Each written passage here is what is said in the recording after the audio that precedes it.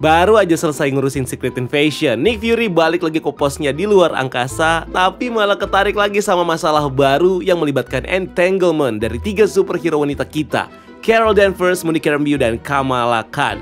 Mereka bertiga mau nggak mau harus berusaha keras mengatasi masalah koneksi antar kekuatan mereka, sekaligus ngelawan Jenderal Kree yang baru, Dar-Benn, yang punya dendam kesumat sama si Carol Danvers. Well, walaupun udah agak ketinggalan, gue tetap bakal ngebahas semua breakdown secara lengkap dari official trailer The Marvels yang udah dirilis dari akhir bulan lalu sih. Langsung aja lah bareng gue Rian, let's explore this universe.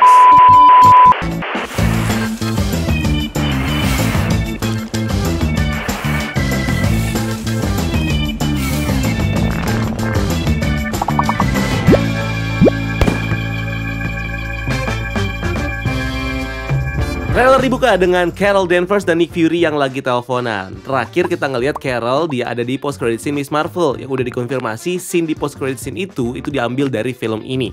Nick Fury juga udah kembali ke markas Saber setelah event Secret Invasion.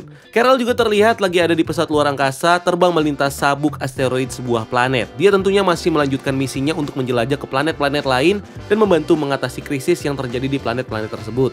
Sekarang dia kelihatan balik ke kostum lamanya buat film ini, tapi dengan versi yang agak lebih simple. Ada warna merah di atas logonya dan warna biru di bagian bawah. Beda sama waktu di Endgame sampai di film Shang-Chi di mana kostumnya ini berwarna biru di atas dan merah di bawah. Nick Fury on the other side berada di stasiun luar angkasa Saber, di mana semua stafnya pakai seragam putih dan hitam. Yang mungkin ini menginspirasi atau dimodifikasi untuk jadi kostum yang dipakai sama Monica Rambeau sebagai superhero Photon. Karena kita tahu dari teaser trailer sebelumnya dan dari sinopsis filmnya, Monica juga kerja sebagai astronot di Saber. Dan ya, kita tahu dia pakai nama Photon itu dari mainan Marvel Legends untuk film ini, yang juga adalah call sign pilot punya ibunya. Terus kita bisa ngelihat interior pesawatnya Carol, di mana dia punya dapur lengkap dengan kompor, beberapa peralatan masak, dan beberapa makanan dan cemilan. Selain itu di belakangnya kita juga bisa ngelihat beberapa tanaman asing kayaknya ini berasal dari planet-planet atau di berbagai planet yang ada di galaksi. Mungkin Carol mengambil dan membudidayakan tanaman-tanaman ini buat rempah-rempah masakannya. Atau mungkin sekedar hiasan sebagai souvenir yang dikasih ke dia buat ucapan terima kasih karena udah nolongin rakyat yang kesusahan. Di pesawatnya ini kelihatan hidupnya Carol yang nomaden sebagai pengembara luar angkasa, di mana pesawatnya nggak cuma sebagai moda transportasi aja, tapi juga sebagai tempat tinggalnya.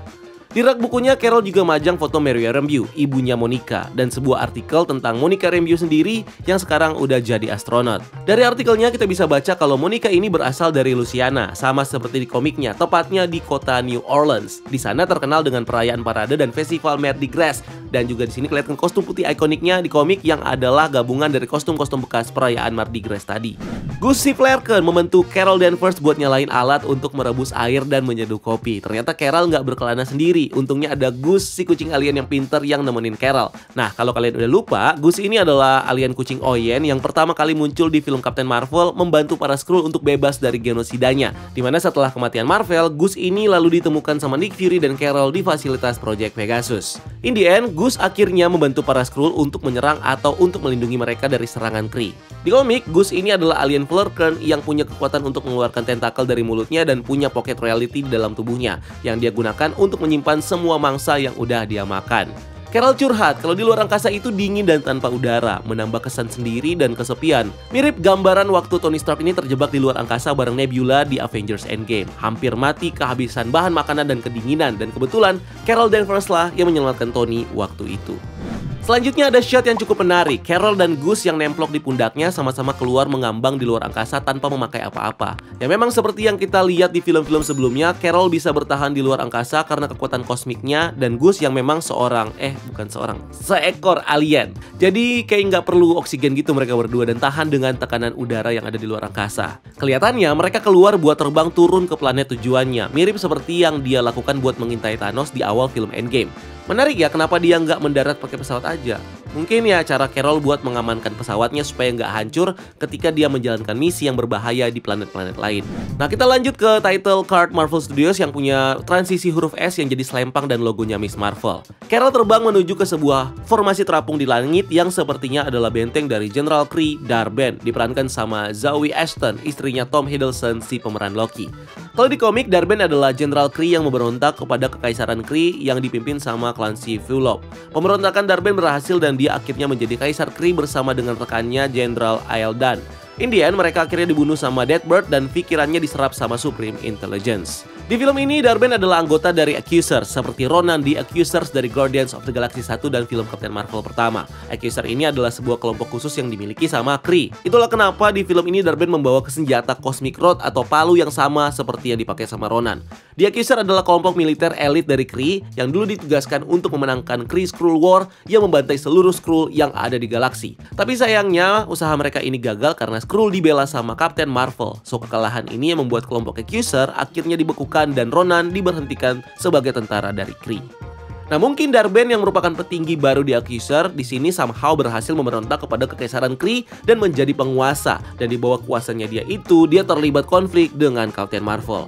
Darben juga menyebut Carol sebagai The Annihilator atau sang pemusnah. Nah, ini menarik karena Annihilator sendiri adalah kelompok superhero kosmik dari komik yang dibuat sama Dan Abnett dan Andy Lanning, dibentuk oleh Cosmo the Space Dog untuk mengabulkan permintaan Star-Lord tentang alam semesta yang ternyata butuh tim penjaga galaksi sejati yang lebih hebat dari tim Guardians-nya sendiri, dimana ini terdiri dari prajurit terkuat dan tertangguh yang ada di galaksi. Mereka dikumpulkan untuk mencegah Blaster menaklukkan Kekaisaran Kree waktu mereka lagi di titik terlemahnya. Anggotanya terdiri dari Quasar, Silver Surfer, Ronan the Accuser, Beta Ray Bill, dan Gladiator. Nah, bukan gak mungkin kalau di versi MCU nanti, Captain Marvel bakal gabung ke kelompok ini dengan julukan dan jadi inspirasi dari nama timnya. Sama seperti call sign-nya waktu jadi pilot yang menginspirasi Nick Fury untuk nama Avengers Initiative.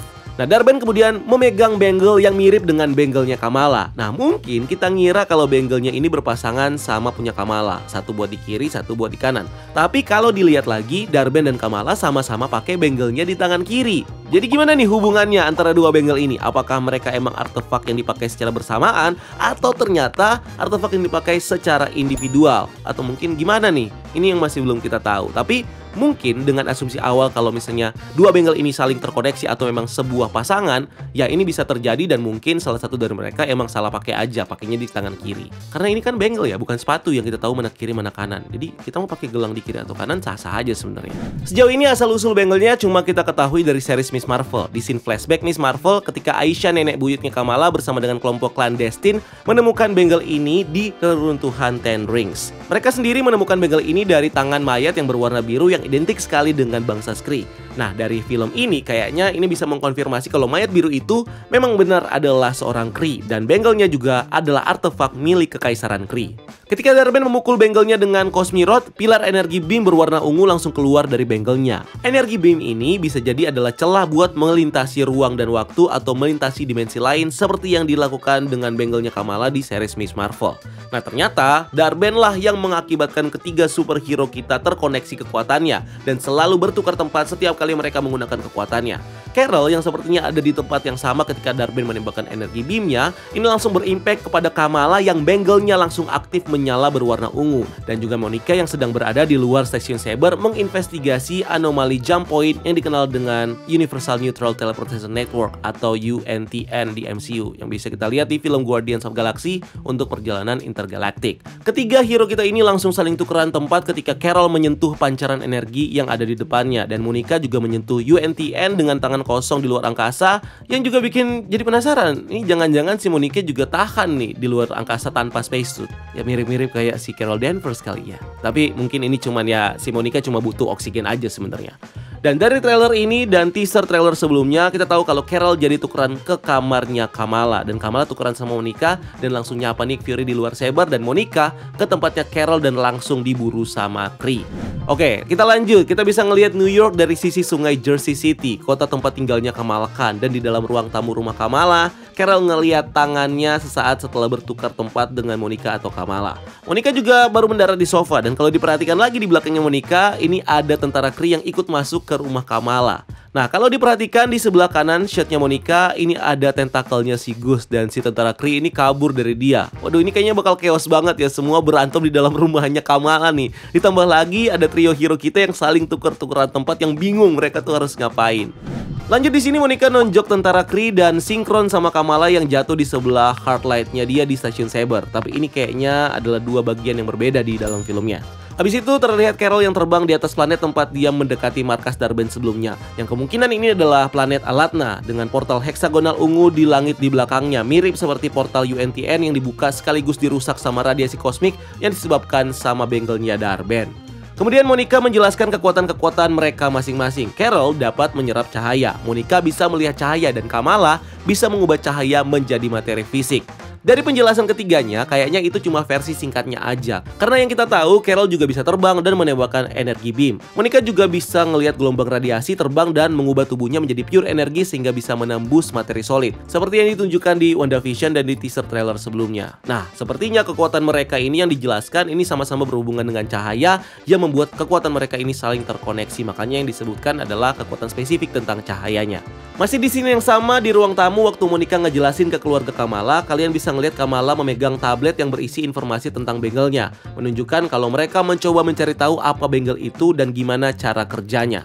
Lanjut ke klip berikutnya, Kamala bersemangat buat demonstrasiin kekuatannya ke Nick Fury dan Monica, tapi langsung switch dengan Carol saat Carol lagi terbang. Jadi Carol sekarang jatuh di ruang tamu dan Kamala muncul di langit terus jatuh bebas tanpa apa-apa. Untungnya ada Monica yang terbang dan nyelamatin si Kamala. Nah, yang menarik di sini, Kamala muncul di atas langit Jersey City, yang artinya Carol juga sebenarnya memang lagi terbang menuju ke sana. Mungkin dia udah ngelacak dan mau nyamperin Nick Fury yang ada di situ juga.